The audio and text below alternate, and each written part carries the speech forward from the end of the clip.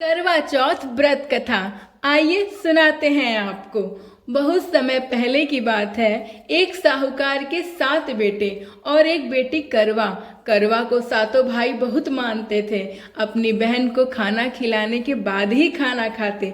जब करवा सयानी हुई तो भाइयों ने अच्छा घर बर देखकर विवाह कर दिया करवा का।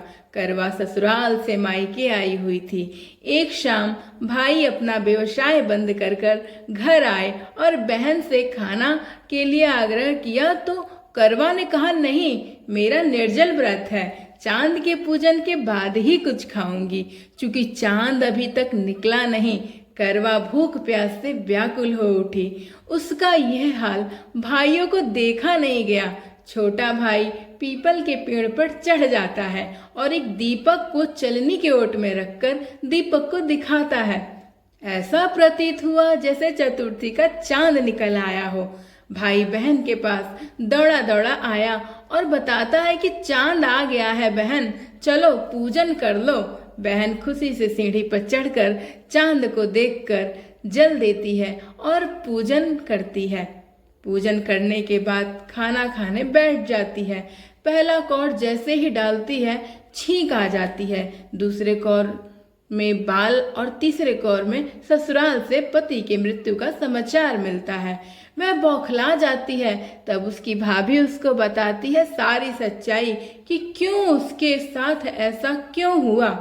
व्रत गलत टूटने से देवता उस पर कुपित हो गए और उन्होंने ऐसा किया।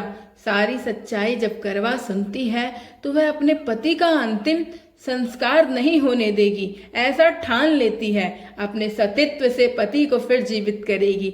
वह साल भर अपने पति के शव के पास बैठी रही, देखभाल करती रही। पति के शव के ऊपर उगने वाली घास को एकत्र करती जाती। साल भर बाद फिर करवा चौथ का दिन आता है। सारी भाभियां व्रत रखती हैं। जब भाभी उसके पास जाती हैं और कहती हैं आशीर्वाद दीजिए तो वह कहती है, यम सुई ले लो, पिय सुई दे दो, मुझे भी अपने जैसे सुहागिन बना दो, ऐसा आग्रह करती है। लेकिन भाभियां टाल जाती हैं और अगली भाभी से आग्रह के लिए कह जाती हैं।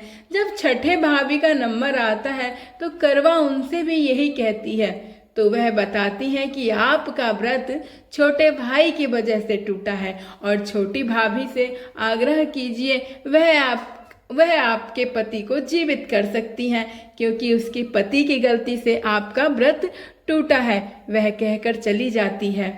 जब 7वीं भाभी आशीर्वाद लेने आती है तो करवा उनसे आग्रह करती है। वह कहती है कि मेरे पति को जिंदा कर दो।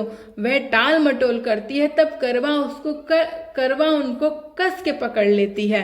भाभी छुड़ाने के लिए नोचती है, खसोटती है, पर करवा उनको नहीं छोड़ती। अंत में उसके तप को देखकर भाभी पसीज जाती है और अपनी छोटी उंगली को चीरकर उसमें से अमृत ले उसके पति के मुंह में डाल देती है।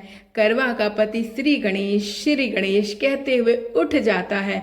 हे श्री गणेश गौरी माता, जिस तरह करवा को चीर सुहागन का वरदान मिला, वैसे ही हर सुहागन को मिले। बोलिए गौरी मैया की जय। कहानी सुन लिया है तो मेरे चैनल को सब्सक्राइब जरूर कर दीजिएगा, लाइक कीजिएगा और कमेंट भी प्यारा प्यारा कीजिएगा।